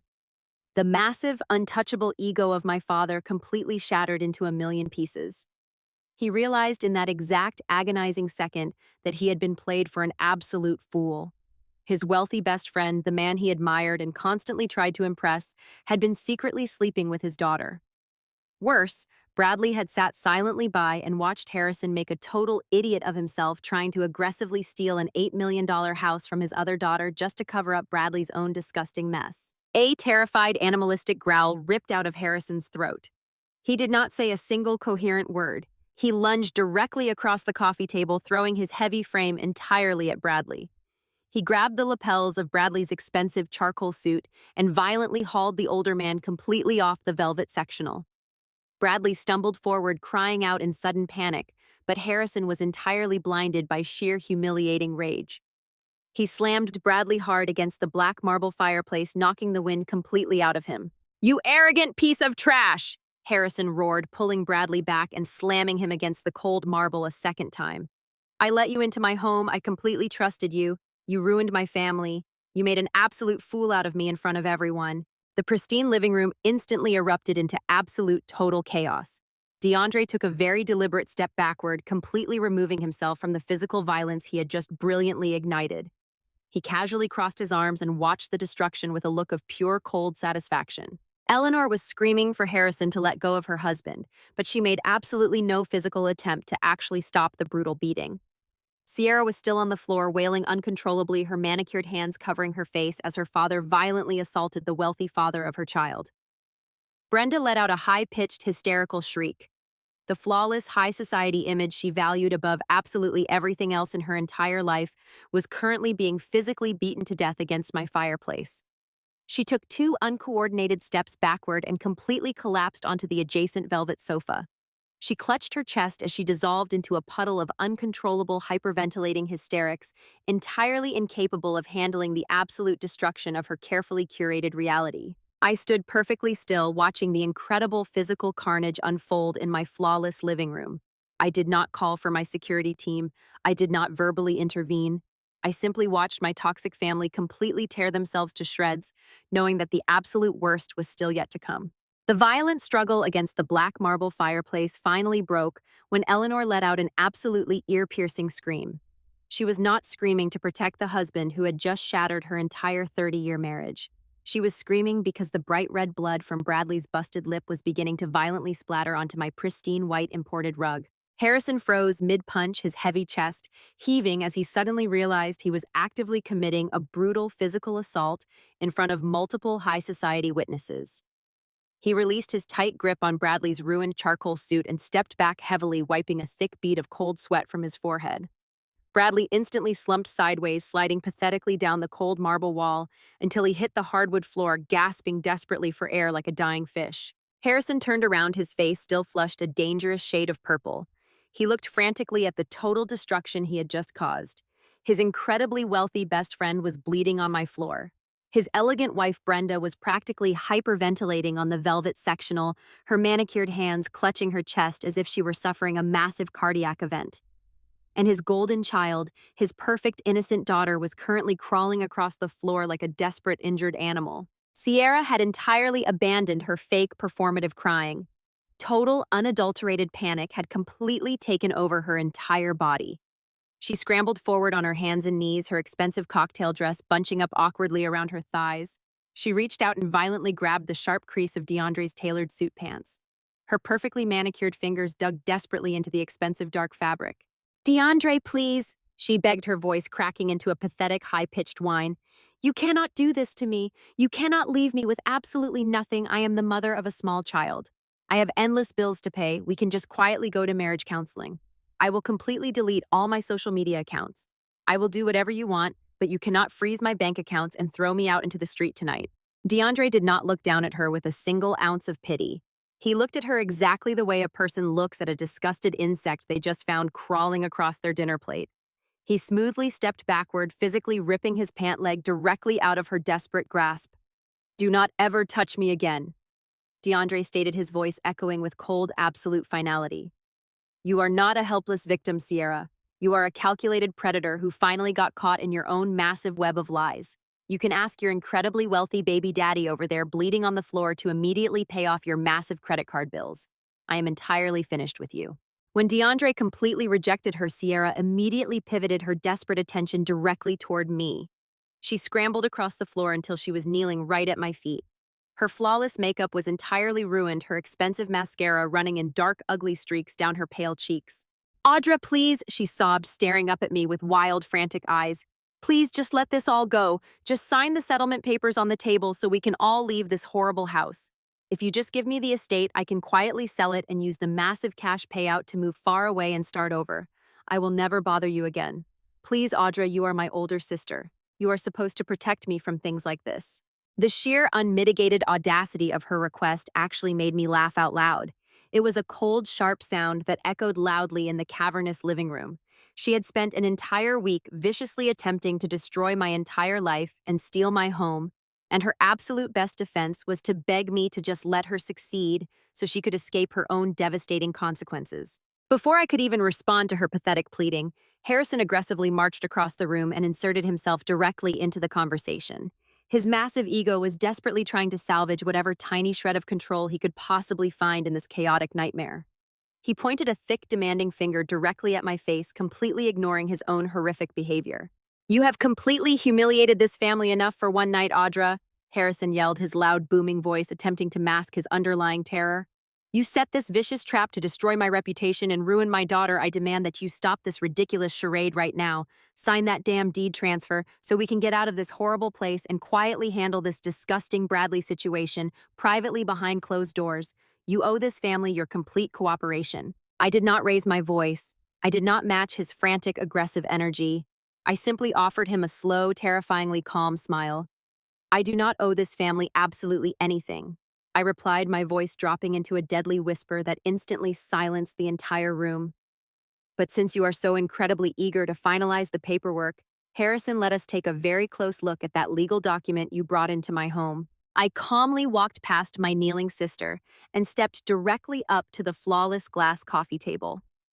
I completely ignored the flimsy manila folder containing their forged will. Instead, I reached into the hidden drawer built seamlessly into the sleek media console. I pulled out a heavy black leather binder and walked back to the coffee table, dropping it heavily right next to Sierra's forged documents. The loud thud made Harrison physically flinch.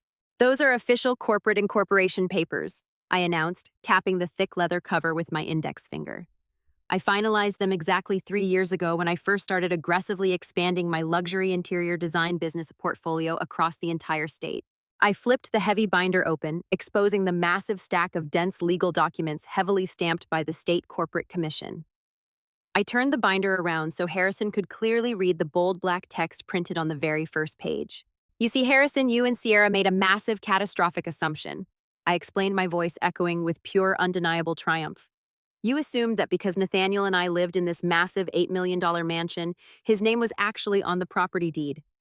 You assumed you could easily use a cheap, horribly photoshopped forged will to legally force a transfer of his personal assets to his fake biological child. Harrison stared down at the corporate documents, his face rapidly turning the color of wet cement. His eyes darted frantically across the legal text, desperately trying to find a loophole that absolutely did not exist. But Nathaniel was never on the deed. I continued, driving the final, devastating nail directly into their coffin. This property does not belong to me, and it certainly never belonged to my late husband.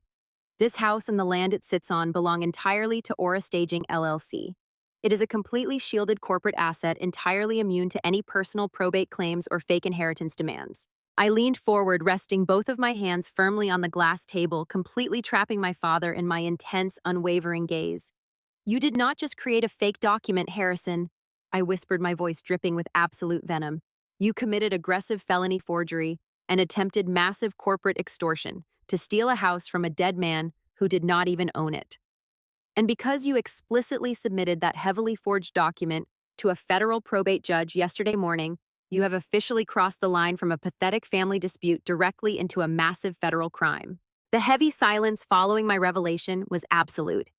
Harrison stood completely paralyzed over the glass coffee table, his brain short-circuiting as the severe reality of a federal crime finally crashed down upon his massive ego. He opened his mouth to formulate another pathetic lie, but before a single word could escape his lips, a sharp, piercing wail shattered the quiet atmosphere of the mansion. It was not another one of Sierra's fake theatrical sobs. It was the aggressive, unmistakable scream of multiple police sirens rapidly echoing up the long private driveway. Red and blue emergency lights instantly flooded through the massive floor-to-ceiling windows, violently washing the dark, modern living room in a chaotic strobe of harsh color. The flashing lights illuminated the absolute terror permanently frozen on my father's face. Brenda immediately stopped her pathetic hyperventilating on the velvet sectional and sat bolt upright, her manicured hands gripping the expensive fabric as if she were bracing for a massive earthquake. Bradley remained slumped on the floor against the black marble fireplace, clutching his bleeding lip and staring blankly at the flashing lights outside. You did not honestly think I would let you walk into my home and attempt to extort me without severe legal consequences, did you? I asked calmly, crossing my arms. While you were busy putting on your fake little performance about family blood and forgiveness. My corporate legal team was actively sitting in the district attorney's office. They handed over the high-definition security footage of you aggressively threatening me in this exact room yesterday. They handed over the certified medical records, the undeniable DNA test, and the absolute undeniable proof that your supposedly legal will was horribly forged using a cheap internet template and a stolen signature. The heavy brass knocker on the front double doors echoed violently through the grand foyer, demanding immediate entry. DeAndre did not wait for a second knock. He turned his back on the pathetic scene in the living room and marched straight to the entryway, throwing the massive oak doors wide open. 6 heavily armed, uniformed police officers and a stern lead detective immediately flooded into my home, their heavy boots stomping aggressively across the polished hardwood floors. The detective did not ask for permission to enter the living room. He marched directly toward the center of the chaos, his hand resting firmly on his heavy-duty belt. Sierra instantly scrambled backward across the expensive white rug, frantically trying to put as much physical distance between herself and the approaching officers as humanly possible. She looked absolutely feral, her designer cocktail dress twisted and stained, her flawless makeup completely destroyed by her genuine terrified tears. Sierra and Harrison, the lead detective announced, his deep voice projecting absolute, unquestionable authority across the large space. You are both being officially placed under immediate arrest. The district attorney has already fast-tracked the warrants. You are being charged with severe felony forgery, attempted grand financial fraud, and massive corporate extortion. Absolutely not! Brenda shrieked, finally finding her voice as she launched herself off the velvet sectional. You cannot arrest them. We are highly respected members of the country club. This is a massive misunderstanding. My daughter is a totally innocent victim of a vicious corporate misunderstanding. The detective completely ignored my mother's hysterical shrieking. He gestured sharply to 2 of the uniformed officers who immediately lunged forward and forcefully grabbed Sierra by her arms. She let out a wild, ear-piercing scream, kicking her expensive designer heels wildly into the air as they physically hoisted her completely off the floor. "Get your hands off of me!" Sierra violently shrieked, thrashing her entire body side to side like a captured wild animal. "Daddy, do something. Do not let them take me to jail. I cannot go to jail. Daddy, please tell them it was entirely your idea. You forced me to do it." Harrison did not move a single muscle to protect his precious golden child. When 2 other large officers aggressively grabbed his arms and forcefully shoved him face first against the massive smart television, he completely surrendered.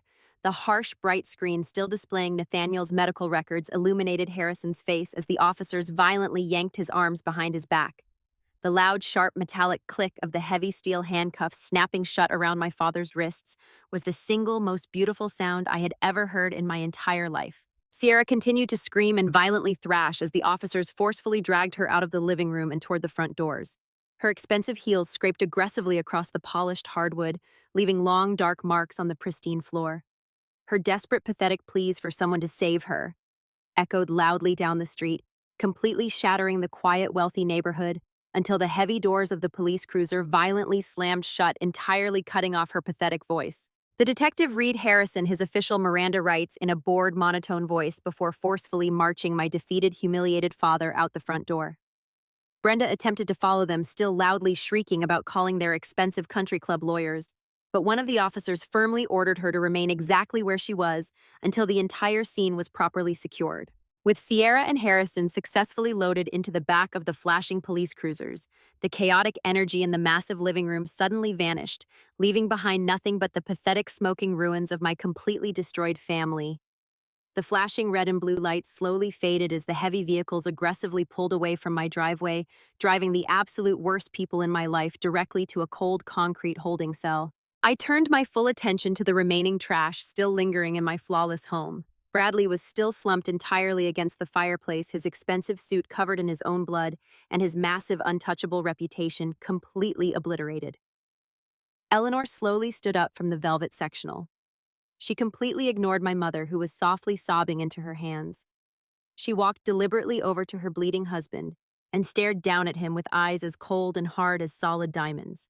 Eleanor reached down and violently grabbed Bradley's left hand. She did not offer to help him stand. Instead, she forcefully ripped the heavy gold wedding band directly off his finger. She threw the heavy ring directly onto his chest, letting it bounce off his expensive bloody suit and roll uselessly onto the floor. "Do not even bother trying to return to our house tonight," Eleanor stated, her voice perfectly steady and dripping with pure, absolute venom. "My security team will immediately throw your expensive belongings onto the front lawn. You will hear from my divorce attorneys first thing tomorrow morning. And believe me, Bradley, I am going to completely ruin you." Eleanor turned her back on him completely and walked out of my house with her head held incredibly high, maintaining her flawless high society grace, even in the absolute center of a total nightmare. I looked down at Bradley and then shifted my gaze to my mother, who was still shaking uncontrollably on the sofa. They were completely stripped of their massive egos, their fake wealth, and their pathetic manufactured illusions. They had absolutely nothing left to hide behind. "Get out of my house!" I commanded, my voice echoing loudly in the quiet room. Bradley slowly scrambled to his feet, holding his bleeding lip, and practically ran out the front door, desperate to escape the utter destruction he had actively participated in. Brenda slowly stood up, clutching her expensive designer handbag like a useless shield. She looked around the massive, beautiful room, realizing she would never again set foot in my luxurious life. Her reputation was permanently destroyed. Her husband and golden child were currently sitting in the back of a police car facing decades in federal prison. Her entire social standing was completely obliterated. She walked out into the cold, dark night entirely alone, leaving me standing completely victorious in the absolute center of my flawless, heavily protected fortress. The heavy oak doors clicked shut, sealing the toxic waste of my past outside my fortress forever. The massive, complex legal system moved with a brutal, ruthless efficiency that completely destroyed whatever pathetic illusions my arrogant family still harbored. Sierra did not get her dramatic, highly publicized trial, where she could continuously manipulate a sympathetic jury with her fake internet tears. The aggressive federal prosecutors offered her high-priced defense attorney a massive mountain of undeniable evidence, including the high-definition extortion tape and the heavily documented digital forgery trail. Faced with the terrifying concrete reality of a massive 20-year federal sentence in a maximum security facility, she immediately shattered and took a miserable, restrictive plea deal. She was permanently stripped of her internet access, her expensive designer wardrobe, and her fake, helpless widow persona. The federal judge handed down a solid 5-year sentence in a minimum security federal prison. She was officially a convicted felon, and the massive viral internet community she had relentlessly manipulated completely turned on her, tearing her digital reputation to absolute shreds in a matter of hours. Harrison did not fare any better in the chaotic aftermath. The massive federal charges completely annihilated his fragile standing in the wealthy elite business community. But the absolute final killing blow did not even come from the aggressive district attorney. It came directly from Bradley. In a desperate, pathetic attempt to hide his massive wealth from Eleanor during their brutal, highly publicized divorce proceedings, Bradley completely liquidated his massive commercial investment portfolio. He ruthlessly pulled every single dime of his commercial funding out of my father's massive real estate ventures overnight. Without Bradley's massive financial backing, Harrison's entire fragile house of cards instantly collapsed under a mountain of aggressive debt. My parents were completely bankrupt within exactly 30 days. The massive commercial bank rapidly foreclosed on their lavish country club estate. Their expensive imported cars were rapidly repossessed, and their elite wealthy friends completely abandoned them. Brenda and Harrison were unceremoniously forced to move into a tiny, rundown 2-bedroom apartment on the absolute wrong side of the city, with peeling paint and constantly loud neighbors. I permanently blocked their phone numbers, instructed my high-end private security team to heavily monitor the perimeter of my estate, and completely erase their pathetic, miserable existence from my entire successful life. DeAndre executed his massive legal retaliation with the exact same cold, surgical precision. His high-priced, aggressive divorce attorneys absolutely decimated Sierra in family court. Because she was a convicted felon currently serving hard time in federal prison, the judge immediately granted DeAndre full, absolute legal control over all their financial assets. But DeAndre proved exactly why he was a fundamentally good man who simply got caught in a massive web of evil, calculated lies. He did not ruthlessly abandon the innocent little boy who had been violently weaponized in this massive, disgusting scheme. Recognizing that Bradley wanted absolutely nothing to do with his secret biological child, and knowing Sierra was completely legally unfit to be a mother, DeAndre officially filed for partial legal guardianship. He established a heavily protected trust fund and hired a highly vetted full-time professional nanny to ensure the little boy received a genuinely good life, completely far away from the toxic radioactive fallout of my completely destroyed family. He completely legally cut Sierra out of the child's life, guaranteeing she could never use the boy as a financial pawn ever again. Exactly 1 month after the massive explosive confrontation in my pristine living room, DeAndre returned to my quiet, heavily guarded estate. The massive, aggressive media circus had finally died down, and the quiet, peaceful energy had fully returned to my flawless modern home. He stood in the center of my massive kitchen, holding 2 expensive crystal glasses. I reached into my massive climate-controlled wine cellar and pulled out the absolute most expensive bottle of vintage champagne I owned. We did not throw a massive, loud, obnoxious party. We did not gloat endlessly over the absolute total destruction of our massive mutual enemies. We simply stood together in the quiet, beautiful kitchen, bonded by a deep, profound mutual respect forged in the absolute darkest fires of betrayal. DeAndre slowly raised his crystal glass and gently tapped it against mine. We shared a quiet, honorable toast to Nathaniel, honoring a genuinely good man who had absolutely protected me from beyond the grave. We drank the expensive, crisp champagne in comfortable silence, completely free from the suffocating weight of the massive toxic parasites who had aggressively tried to consume our entire lives. I stepped out through the massive sliding glass doors onto my pristine private balcony. The cool evening breeze gently wrapped around my shoulders as I looked out over the massive glittering skyline of the city. My $8 million estate was completely silent, deeply peaceful, and absolutely entirely mine. The heavy, suffocating dark clouds of manipulation and toxic family obligation were permanently gone, completely replaced by a vast, endless sky of total, undeniable freedom.